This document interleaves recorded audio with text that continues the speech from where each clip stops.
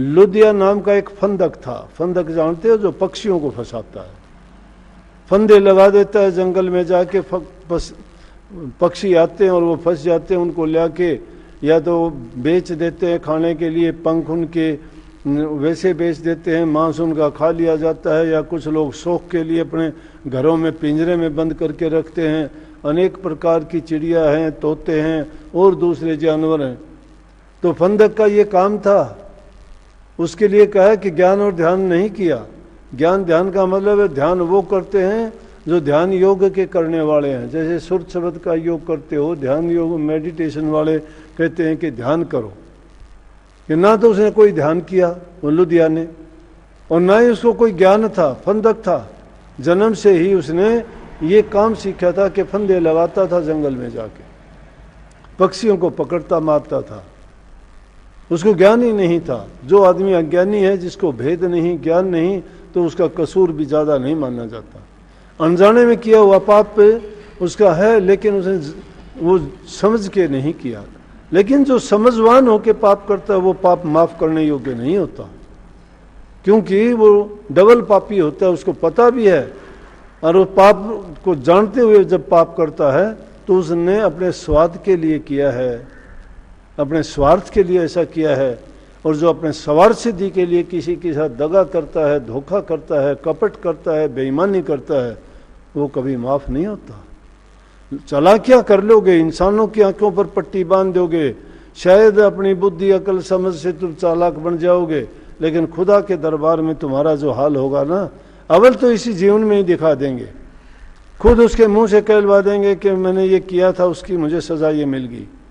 लेकिन इंसान जो है, इसकी मति बहुत खराब है। इसको साक्षात प्रकट होकर बताओगे तो भी ये मानने के लिए तैयार नहीं होता। तैयार क्यों नहीं होता? कि जिसकी बुद्धि पर काड़ बैठ जाता है उसकी बुद्धि भ्रष्ट हो जाती है। ऐसा रंग चढ़ा देता है वो, उसको समझ आने नहीं देता। सच्ची बात कहोगे झूठी लगेगी, उसके हित की बात कहोगे उसको बुरी लगेगी, उसके लाभ की कहोगे सोचेगा तेरे नुकसान की कही गई है। क्यों? कि वो फिर उसकी बुद्धि उल्टी इसलिए चलती है कि काल महाराज उसको उल्ट रास्ते पे चलाता ही चलाता है। तो कहते हैं वो फंदक रोजाना जंगल में जाता था, पक्षियों को पकड़ के जाल लगाता था, पक्षियों को पकड़ के लेके आता था। गर्मी का टाइम था, एक बार एक महात्मा बैठे हुए थे, जब वहां से वो गुजरा तो महात्मा को देख के मन ही मन उसने सोच लिया कि आज अगर मेरे फंदे में ज्यादा पक्षी फंसे हैं तो मैं कुछ पक्षी इसको महात्मा को भी आके दूंगा, महात्मा को सेवा के रूप में चढ़ाऊंगा। और महात्मा को पक्षियों का क्या करना? लेकिन महात्मा ने तो मांगे नहीं थे, उसने अपनी बुद्धि से ये मान लिया। क्योंकि दुनियादारी के लोग क्या सोचते हैं कि महात्मा लोग हैं, ये संत लोग हैं, फकीर लोग हैं, उनसे आशीर्वाद ले लो, कोई भी काम हो हमारा काम सिद्ध हो जाए, भला हो बुरा हो। चाहे डाकू भी डाका डालने के लिए जाता है, देवी माई की पूजा करता है, और कोई भी काम करने के लिए कितने लोग आते हैं, जी मेरा ये काम हो जाए तो मैं उसको जो है मेरा मैं 2% उसमें से दूंगा, 5% चढ़ाऊँगा, ये जी मैं धर्म के खाते के लिए ऐसा निकालता हूँ। तो ये लोगों की होती है, वो भी उसमें भी जो दुनिया का कार्य व्यवहार है वो धर्म में भी उस कार्य व्यवहार को ले आते हैं। इसलिए अगर हम दुनियावी चीज़ों का ख्याल लेके संतों के पास जाते हैं तो हमारे लिए वो दुनियावी बन जाते हैं। लेकिन अगर हम संतों से अच्छा ख्याल लेके दुनिया में जाते हैं तो हमारे वहाँ फकीरी ख्याल हो जाते हैं, वो दुनिया हमारे लिए फकीरी हो जाती है। ख्याल की दुनिया है, ख्यालों से ही इंसान हर तरह से बनता और बिगड़ता है। तो फंदक ने क्या किया कि वहाँ महात्मा की मन्नत मांग ली कि मैं आपको 5-10 पक्षी अगर ज़्यादा फंसे तो मैं आपको दे के जाऊँगा।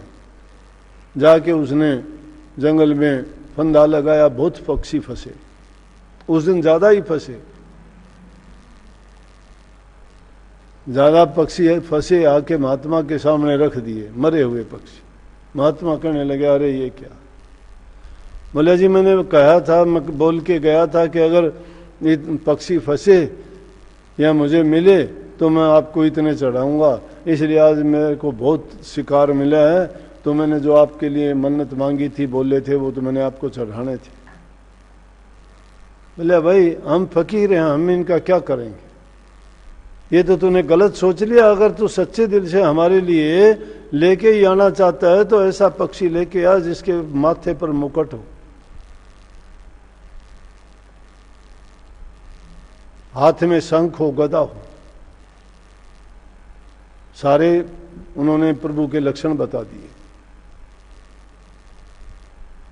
ये लक्षण बताए कि ये पक्षी तो लेके आएगा तो हम मानेंगे, स्वीकार करेंगे, इनका हमें क्या करना। अब फंदक है, उसको पता नहीं, उसने ये नहीं सोचा ये किस चीज का नाम ले दिया। महात्मा ने तो प्रभु का रूप बता दिया कि हमें तो ये ऐसा पक्षी चाहिए, हम तो उसके चाहने वाले हैं और उसी को चाहते हैं, ये पक्षी तो लेके आएगा तो हम स्वीकार कर लेंगे। अब फंदक ने सोचा महात्मा ने के लिए मैंने तो मांगा था, वो तो दे दिया, लेकिन आज बिना मांगे दिया था, आज महात्मा ने मांगा, अगर मैं नहीं दे पाया तो मुझे तो पाप लगेगा। अगले ही दिन सुबह ही निकल गया। गर्मी का टाइम, पूरा दिन घूमता रहा, फंदे लगाए, कोई ऐसा पक्षी ही नहीं मिला उसको। ऐसा पक्षी कहाँ से मिले, उसके लिए तो बड़े बड़े ऋषि, तपधारी, संत, महात्मा, फकीर कितनी कोशिश करते, उनको एक बार भी दर्शन नहीं देते। और वो तो एक शिकारी, फंदकारी, पाप करने वाला, जीव हिंसा करने वाला, उसको कैसे मिल जाएंगे एक सेकेंड। भूखा प्यासा, कुछ नहीं खाया, गर्मी का टाइम, प्यास लगी हुई है, प्राण निकलने को हो गए, हार थक के तीसरा पैर आ गया। कहीं ने हरि सच्चे दिल की मीता, हरि सच्चे दिल की मीता, ज्ञान और ध्यान करे, कद लुधिया कद गंगा जल पीता, तो भी पकड़ गोपाला लाए, पैर तीसरा बीता, हरि सच्चे दिल की मीता। पकड़ गोपाला लाए, गोपाला कृष्ण जी का नाम है, गोपाल, गौओं का पालन करने वाला, पर्यायवाची, उनके अनेक नाम है कृष्ण जी के। तो भी उनको कृष्ण का रूप उन्होंने बताया था, कृष्ण के पुजारी थे। जाके भूख प्यास से व्याकुल हो गया, कुछ उसको मिला नहीं, सोचने लगा महात्मा को जाके क्या मुंह दिखाऊंगा, मैं तो आया था बड़ा सोच के कि ये आया, ये गया, ये लेके आऊंगा, क्या मुश्किल है, जंगल में फिरूंगा और दूसरा कुछ करना नहीं, एक ही तो पक्षी लेना है, कुछ नहीं। आखिर उसके प्राण निकलने को हो गए, एक पेड़ के साथ में पीठ लगा के आंखें बंद होने लगी, प्राण छूटने को हो गए, भूखा प्यासा, बस हताश हो गया, चलने की भी हिम्मत नहीं, और मन ही मन में पश्चाताप करता है कि महात्मा से किया हुआ पर्ण मैं पूरा नहीं कर पाऊंगा। बस यही सोच रहा था, इतनी देर में देखता है तो सामने वही रूप जो महात्मा ने बताया था, उसी रूप में सामने खड़ा है। कहने लगे अरे पूरा दिन बिता दिया, मुश्किल से मिला है, कहाँ से आया तू अभी। उस जाड़ में बांध के बोला कि ज़्यादा दुखी करने की ज़रूरत नहीं है, मुझे बांध ले जाड़ में, मैं खुद बैठ जाऊंगा। उसके जाड़ में बैठ गया और वो उसको अपनी पीठ पे लाद के और महात्मा के सामने ला के रख दिया। बोला ये ले महात्मा जी, ये लो, सारा दिन मेरा ज़रूर बीत गया, लेकिन बड़ी कठिनता से लेकर जब महात्मा ने उसकी तरफ देखा तो देखते ही रह गए। ओ कहने लगे बोला आप भी बड़े वो हो, धोखेबाज हो, बड़े छड़िया, बड़े नटखट हो। बोला मुझे इतने बरस हो गए आपका तप करते हुए, याद करते हुए, भूख प्यास बर्दाश्त करते हुए, कितना मैंने आप मेहनत की, लेकिन मुझे आज तक कभी दर्शन नहीं दिए। एक पापी आदमी जो रोज जीव हिंसा करता है, उसके काबू में आके और आगे आप उसके कहने से आप आगे, और मैं रोजाना अच्छे काम किए, सच्चाई से जीवन बिताया, हर चीज का संयम रखा, मैंने सब कुछ त्याग दिया और मुझे आपने दर्शन भी नहीं दिए। कहने लगे दर्शन दे तो दिए आज ये। बोले कि ये बोला इसके दिल की सच्चाई को तो जानो महात्मा जी, जिसके हृदय में सच होता है मैं वहीं वास करता हूँ, मैं दूर होता ही नहीं।